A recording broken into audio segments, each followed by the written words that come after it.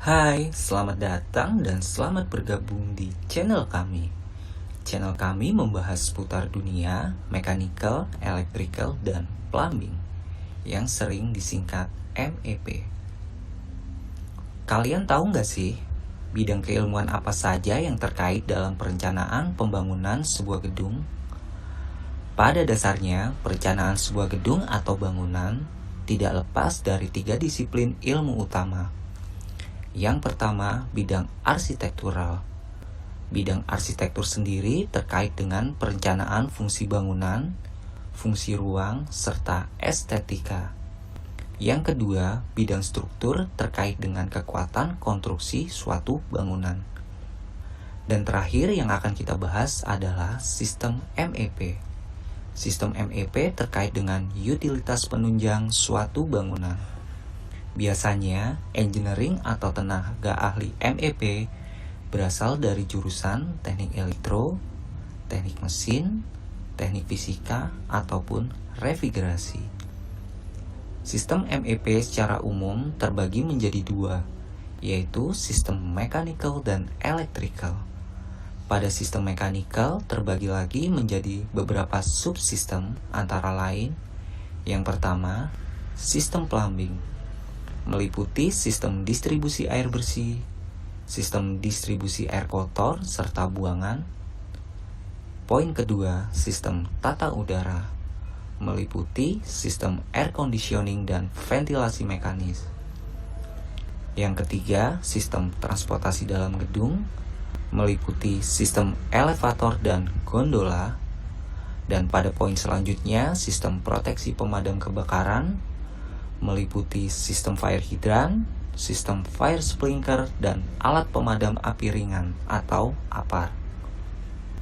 Kemudian pada sistem elektrikal terbagi menjadi dua, sistem listrik arus kuat dan sistem listrik arus lemah atau elektronika.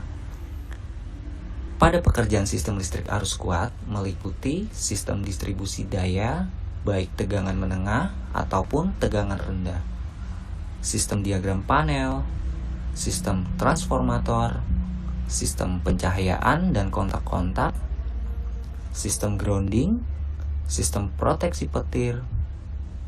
Kemudian pada poin 2, sistem listrik arus lemah atau elektronika meliputi sistem fire alarm, sistem tata suara, sistem jaringan data, sistem CCTV, serta sistem telekomunikasi.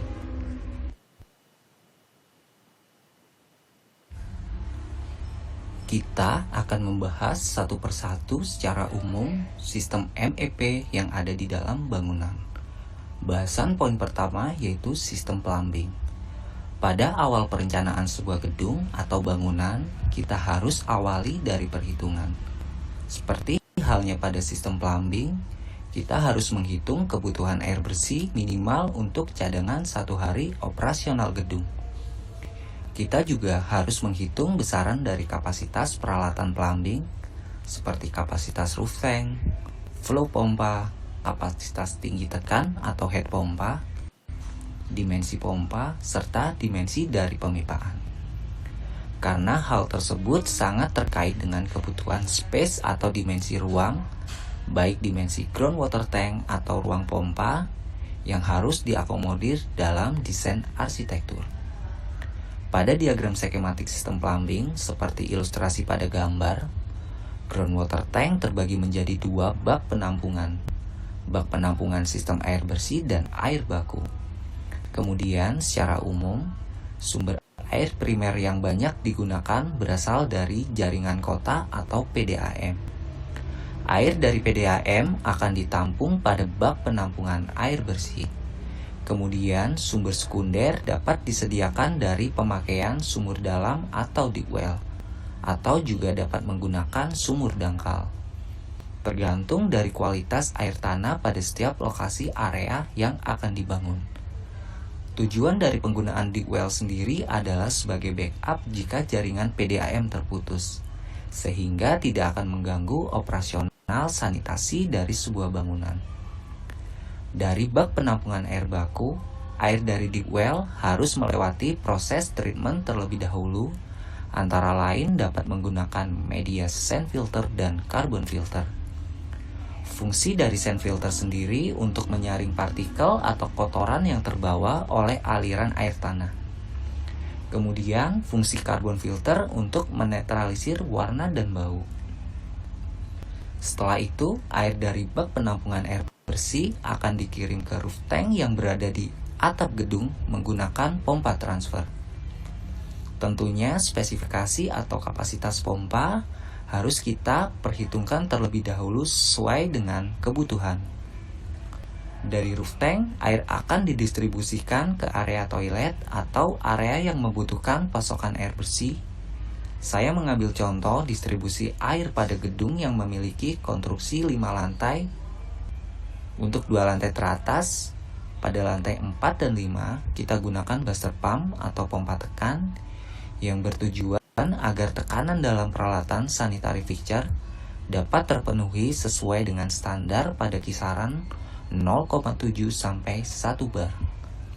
Kemudian pada lantai 1, 2, dan 3, kita dapat gunakan distribusi air secara gravitasi karena pada level tersebut tekanan air dirasa sudah mencukupi untuk mencapai tekanan standar.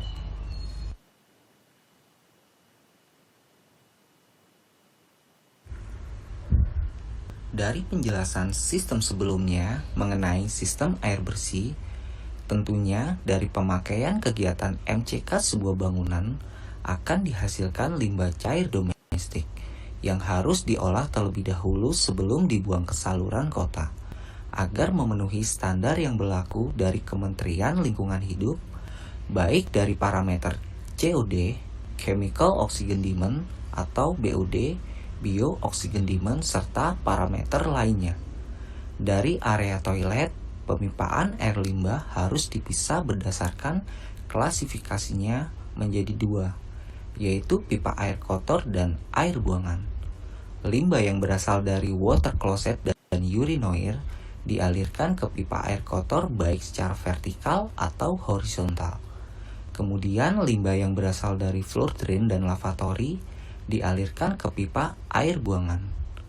Untuk pembuangan limbah dari kitchen sink juga dialirkan ke pipa air buangan, tetapi harus dilengkapi dengan grease trap atau penangkap lemak sebelum terkoneksi dengan pipa utama yang bertujuan meminimalisir penyumbatan pipa akibat penumpukan lemak. Kemudian, selain pemipaan air kotor dan air buangan, harus direncanakan pipa fan yang berfungsi untuk menjaga sekat perangkat dari efek sipon atau tekanan, mempertahankan stabilitas aliran sistem pengaliran, kemudian menjaga sirkulasi udara dalam pipa sehingga mencegah udara balik pada area toilet yang dapat mengakibatkan bau. Desain dari pemipaan air kotor dan air buangan harus juga mempertimbangkan tingkat kemiringan atau slope minimal 1 sampai dengan 2% tergantung dari dimensi pipa.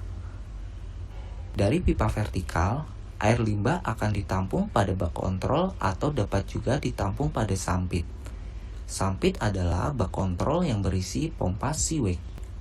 Penggunaan bak kontrol dapat digunakan jika distribusi limbah ke instalasi pengolahan air limbah atau IPAL dimungkinkan secara gravitasi. Jika tidak dimungkinkan secara gravitasi, dapat menggunakan sampit. Hal tersebut tergantung dari kondisi lapangan atau jarak dari IPAL ke gedung. Air limbah akan ditampung dan diolah di dalam sistem IPAL, di mana kapasitas IPAL dapat diperhitungkan 80% dari kebutuhan pemakaian air bersih harian. Fungsi IPAL sendiri untuk mengolah air limbah secara biologi, dengan menciptakan suatu kondisi di mana mengembangbiakan bakteri untuk proses dekomposisi atau menguraikan zat yang terkandung di dalam limbah, seperti penguraian bakteri E. coli, sehingga aman untuk disalurkan ke drainase kota. Dalam ilustrasi sistem IPAL yang saya gunakan berjenis extended aeration.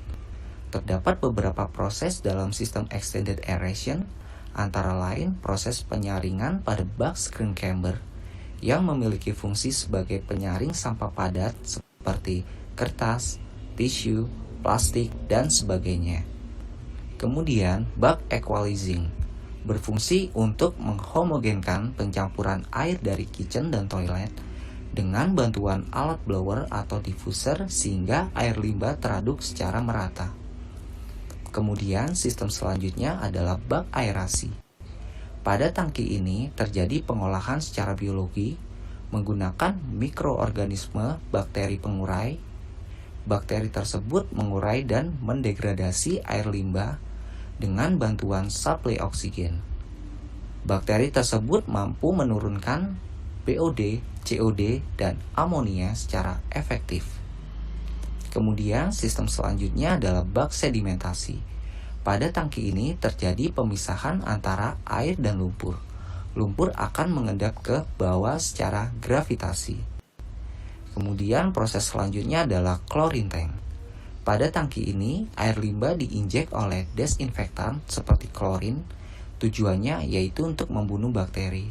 Selanjutnya, air akan memasuki tangki effluent dan siap dibuang ke saluran kota.